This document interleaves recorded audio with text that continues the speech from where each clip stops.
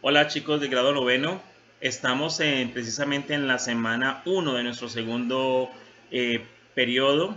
Vamos a iniciar entonces nuestro desempeño número 2. En esta clase número 1 lo que vamos a hacer entonces es socializar nuestro desempeño número 2, nuestra recomendación y los conocimientos previos. Y sin más preámbulos, vámonos entonces a nuestro desempeño número 2. Evidencio que el comportamiento humano es el producto de una serie de procesos mentales. Yo creo que muchos de nosotros ya hemos visto, por ejemplo, la película Intensamente.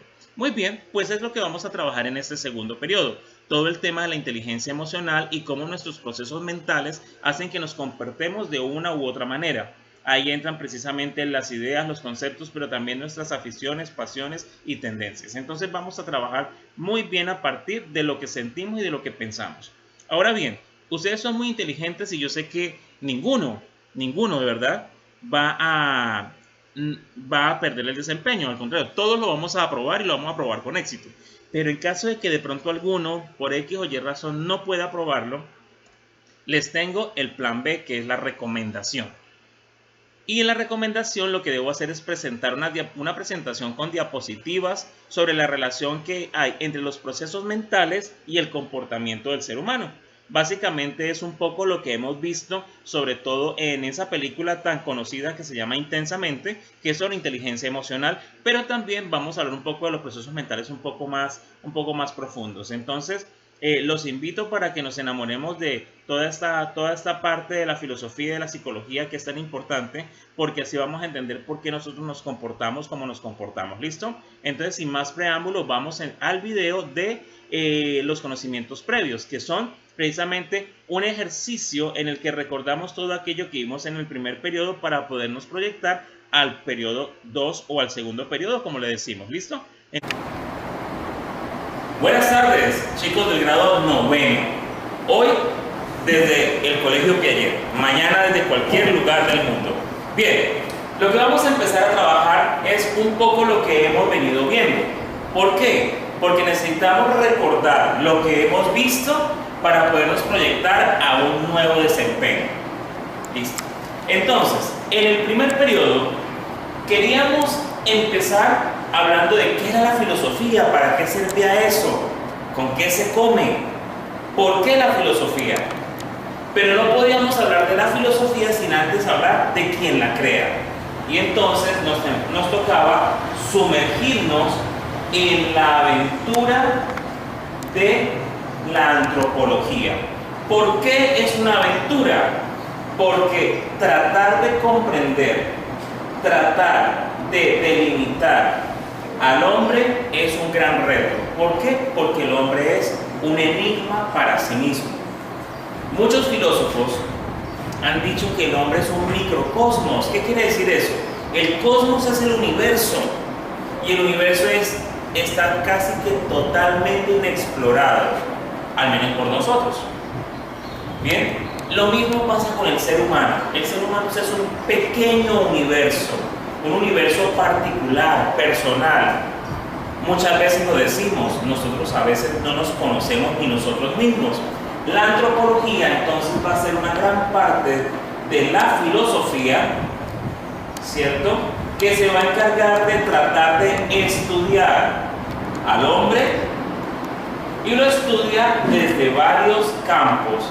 La antropología entonces va a ver al hombre desde el campo de lo biológico. Entonces los antropólogos hablan de procesos de hominización, de humanización. ¿Por qué? Porque todo eso que pasó en nuestro cuerpo y en nuestros ambientes afecta claramente la forma en como hoy somos. Pero también lo va a estudiar desde la parte social, desde ese ser que es capaz de entretejer relaciones sociales y con ellas entonces construir la polis, es decir, el Estado, la ciudad. Desde la metafísica, ¿qué quiere decir esto? La palabra metafísica viene de dos palabras griegas: meta, que quiere decir más allá, y physis, que quiere decir físico, material. Entonces, aquí el hombre va a estar desde la metafísica estudiado más allá de lo que la biología, que es lo físico, y lo social, cierto que también es físico, para encontrar entonces qué es lo que hace que el hombre sea hombre y no otra cosa. Pero además también se va a dar cuenta de qué es lo que hace que cierta persona, que cierto hombre sea ese y no sea, por decir algo, otro. ¿Qué es lo que hace que Pepito sea Pepito y no sea Juanito? ¿Qué es eso? Entonces nos va a decir que la metafísica, ¿sí? En la metafísica el hombre está compuesto por coprincipios, por esencia, sustancia y accidentes.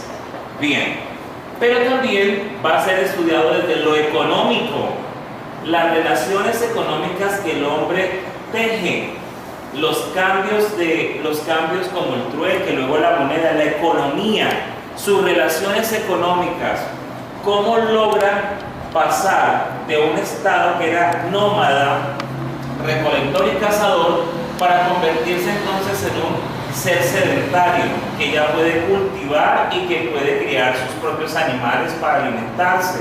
Desde allí está hablando desde lo económico y cómo a partir de ahí puede intercambiar con otros sus riquezas. Desde lo político, porque esas relaciones que se crearon acá en lo social deben tener entonces unas estructuras, y esas estructuras políticas son las que de alguna manera, van a garantizar la sana convivencia. Todo esto se logra porque el hombre tiene algo muy importante, una gran herramienta. Esa herramienta es el lenguaje, que en muchos de los casos puede ser inclusive arbitrario. Lo hemos hablado en clase. ¿Qué tiene que ver, por ejemplo, el término perro con el mamífero cuadrúpedo que hace guau guau? Realmente no tiene mucho que ver. Pero el lenguaje es así. ¿Por qué necesitamos el lenguaje? ¿Por qué necesitamos siempre estar referenciando las cosas con un nombre? Porque es la única manera en cómo nuestra racionalidad puede categorizar cada cosa que existe. Y entonces esas categorías se convierten en ideas simples que relacionadas con otras se van convirtiendo en ideas complejas. Una cosa es que yo diga perro, otra cosa es que diga blanco, otra cosa es que diga alto, puedo decir bajo, frío, calor, y allí son ideas totalmente simples, totalmente inconexas, es decir, no hay una conexión entre ellas. Por ejemplo, si yo digo perro María corrió, mordió vecino, ¿hay alguna conexión allí? No, ¿verdad? ¿Dónde está la magia? La magia está en nuestro cerebro. Cuando uno a partir de esas ideas simples puede decir, el perro de mi vecino mordió a doña María mientras ella corría. Entonces, de esas ideas totalmente simples, inconexas, podemos crear entonces unos discursos con un sentido completo. Eso es lo que hace que el hombre entonces sea algo importante, diferente al resto de la creación. Pero bien, hablamos entonces de la antropología como una rama de la filosofía. ¿Será que entonces la filosofía es solo antropología? Bien, no solamente es antropología. La filosofía también tiene otras ramas como son la lógica, la epistemología, la antropología, la metafísica, la estética, la ética, filosofía del lenguaje, entre otras muchas. Empecemos un poco definiendo de qué se trata. La lógica como tal es una parte de nuestro entendimiento que lo que busca es categorizar y organizar las ideas de mayor a menor o de menor a mayor. A la lógica pertenecen asignaturas como las matemáticas, como la geometría, ¿sí? ¿Por qué? Porque se requiere de una comprensión de las cantidades y de los espacios. Con la lógica Con la lógica, por ejemplo, podemos definir cómo va a quedar nuestro cuarto. Los que se han cambiado de casa y le dicen, este es su cuarto, usted automáticamente piensa dónde va a poner la cama, dónde va a poner el nochero, dónde va a poner la cancha de fútbol, dónde va a poner todo lo que necesita. El escritorio, el computador. ¿Por qué? Si no tuviéramos la lógica, entonces podríamos fácilmente armar la cama frente al closet. ¿Qué pasaría allí? Que la cama pegada a las puertas del closet no nos va a dejar abrir el closet. ¿Es lógico eso? Pues claro que no. La epistemología, ¿qué va a hacer? La epistemología va a poner en tela de juicio los conocimientos. Lo que nos va a decir es hasta dónde primero. La primera pregunta es si realmente podemos conocer. La segunda es hasta dónde conocemos. Y la tercera, ¿qué tan cierto, qué tan veraz puede ser ese conocimiento adquirido? En la antropología, como lo veníamos hablando, va a estudiar entonces el hombre, que es donde nos centramos este periodo que acaba de pasar, y la metafísica lo va a mirar entonces como una sustancia que consta también de unos accidentes. En Platón veíamos que entonces la sustancia o la esencia del hombre va a ser el alma, que es inmaterial, pero que lo define, y el cuerpo, que va a ser la parte material. En caso de Platón, el cuerpo tiene un significado un poco peyorativo, como cárcel del alma, pero en Aristóteles la cosa es distinta, porque él va a decir que son dos coprincipios que simplemente al mezclarse es imposible soltarlos. Por tanto, para Aristóteles, el alma nace cuando nace el cuerpo y muere al morir el cuerpo. En Aristóteles no hay un sentido de trascendencia, no hay un sentido entonces de inmortalidad del alma. Simplemente nacemos con alma y morimos con el alma. Bien. La estética. En la antigüedad, la estética era una rama de la filosofía que se encargaba de observar, o más bien de estudiar las sensaciones que producían ciertos estímulos externos a nuestro organismo, es decir, a nuestra mente o a nuestro cuerpo.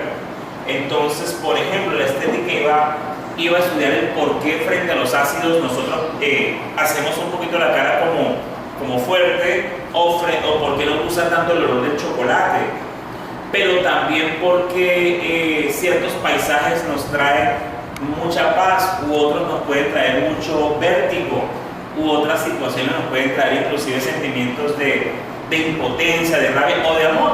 La estética se va a encargar de eso. Solo a partir del siglo XVII, la estética se va a convertir en la ciencia que estudia la belleza. Y entonces se va a centrar en el arte. Bien, la ética. La ética es uno de los primeros tratados de la filosofía. Va a estudiar al hombre y su comportamiento en sociedad. Uno de los grandes de la ética fue Sócrates. Por eso para Sócrates era importante que el hombre fuera sabio. Si el hombre llegaba a ser sabio, su sabiduría iba a garantizar su bondad. Y por último, filosofía del lenguaje. La filosofía del lenguaje se va a encargar de estudiar cómo el lenguaje tiene significados y significantes y cómo las personas a través del lenguaje pueden comprenderse entre sí. ¿Cómo es posible que lo que yo diga sea comprendido tal y como yo quiero que se comprenda por otros? Esa va a ser la pregunta clara y concisa de filosofía del lenguaje. Todo esto para qué, chicos? Porque nosotros nos vamos a centrar en este segundo periodo en otro desempeño muy interesante. Y vamos entonces a tener como base todo esto que hemos venido viendo. En la próxima clase entonces vamos a tener muchas cosas interesantes de qué hablar. Mientras tanto, yo quiero simplemente agradecerles la atención, enviarles un gran abrazo, que se cuiden mucho, sigan colaborando en sus casas y por supuesto esperamos vernos pronto para poder seguir trabajando de manera presencial. Mientras tanto, cuídense mucho y estamos hablando. Nos vemos.